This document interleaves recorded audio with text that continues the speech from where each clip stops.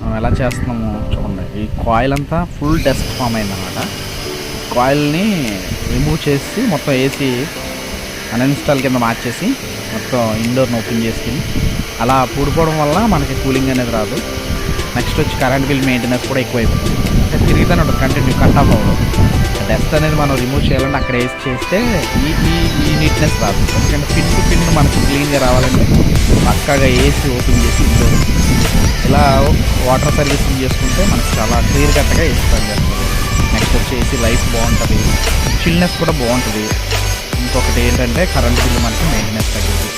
ఇలా చేయించుకుంటే మనకి ఏసీ లైఫ్ కూడా చాలా బెటర్. అంటే మనకి 10 ఇయర్స్ పని చేసుకుంటే 15 ఇయర్స్ పని చేస్తుంది. దాని మీద లోడ్ ఉండదు. నెక్స్ట్ వచ్చి ప్రాబ్లమ్స్ కూడా, కంప్లైంట్స్ కూడా ఉండవు అన్నమాట. ఇలా చేయించుకోండి అందరూ, చాలా బాగుంటుంది. ఇయర్లీ వన్స్ ఒకసారి ఈ విధంగా సర్వీస్. మెయిన్ పాయింట్ ఏంటంటే ఈ కాయిల్